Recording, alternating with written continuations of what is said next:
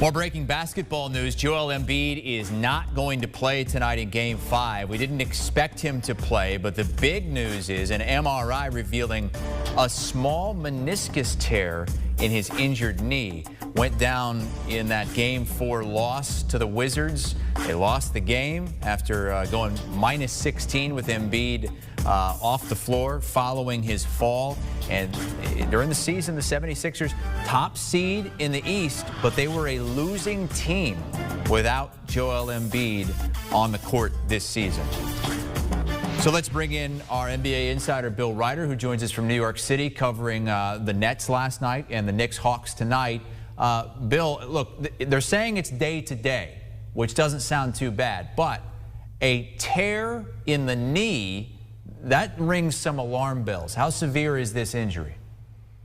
Well, you can play through the pain historically, but you're right, Chris. There's a lot of nuance here. I mean, we've seen Patrick Beverley in the past have this injury and play through the pain and have it be fine. We also, if we go a little further back, saw Andrew Bynum with this exact injury play through the pain. His career was never the same. The reality is in a vacuum, and Joel Embiid's situation's not in a vacuum. We know he's had a history of issues, a history of knee issues, though in the other knee. But even in a vacuum, this is the kind of injury, if you play through it, if they make that short-term decision, there will be pain, there will be swelling, there is the risk of the tear worsening. And so you've got to balance really difficult short-term problems. The Sixers have a legitimate chance to be NBA champions with long-term problems. If you do not handle this properly and Embiid's injury gets worse or it impacts him in the future, it impacts that organization's chances going forward. So this is a really difficult spot and a serious spot for Joel Embiid and this organization to be in right now. You see the numbers from Sportsline, Bill, with Embiid. I'm going to look to round 2. I think that's where the biggest difference is made. With Embiid, they have a 57-58% chance to advance to the Eastern Conference Finals. Without, just a 33% chance to advance against a likely Atlanta Hawks team in that second round. So you've seen how important he is to this Philadelphia team. Even with him at 80% on the court, how good can the Philadelphia 76ers be? I think it's extremely problematic. I think their upside is very limited if Joel Embiid can't be Joel Embiid, whatever the percentages are. There's no doubt before this injury, the Sixers, Chris, were a contender. They were a contender in Vegas. They're one of the 3 teams that legitimately can come out of the Eastern Conference, along with Milwaukee and the Nets, who obviously have both moved on.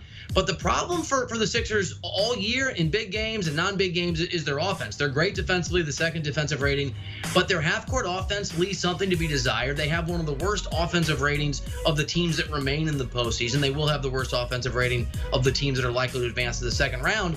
And that's with Joel Embiid. Without him, it's hard to believe Tobias Harris is going to be a bigger and better superstar than guys like Trae Young and whoever advances out of the other side of the bracket if Philly were to move on. We've seen that Ben Simmons, as great as he is, and he's an incredible talent, particularly defensively, is very limited offensively to the point that Hack-a-Simmons, like Hack-a-Shaq, has been and will be a thing. I think Sportsline is on this. If Embiid's not there, they're not advancing to an NBA Finals, and I think it's very unlikely they advance beyond the next round. And if he is there, but he's limited or he misses time, or it's like the Anthony Davis or Chris Paul situation out west, where sometimes he's there and sometimes he's not, and he's not really 100%. It's really hard to see the Sixers even come close to realizing the expectations they had for this season. How about tonight specifically? We saw what the Wizards did when Embiid went out in Game 4. They forced this Game 5 tonight. It's back in Philly. Do the Wizards have a legit chance to take this back to D.C. for a Game 6? They do, and I say that as someone who, with all respect to the Wizards, or maybe not enough respect, that they're not that good of a basketball team. I mean, they are what they were over the course of the regular season, even if they played better down the stretch. But we've seen this. Again, I'll point to the Suns and Lakers and really the entirety of the playoffs. If you're healthy, that dictates who has the advantage. A general manager told me this 5 or 6 weeks ago, like some kind of Nostradamus, said, you watch in the playoffs, all of these injuries to all of these stars are going to pop up because everyone knows that there are landmines everywhere because of the condensed season and the COVID protocols and all the reasons. He told me there would be injury after injury after injury. No Joel Embiid is going to equal a real opportunity for the Wizards. Bradley Beal is one of the top scorers in the game. Russell Westbrook hasn't been very efficient, but we know he can be impactful. And again, it's hard to know, and I don't know the answer, whether Philly will run the kind of offense they need, and frankly, whether Tobias Harris and Ben Simmons and the rest of that crew can step up against an inferior team at home and just end this thing and look to the next round. Do you want a sports network that delivers everything that matters about the game? The highlights, the picks, the instant analysis, no yelling, no fake debates, no politics. Hit the subscribe button and never miss a moment.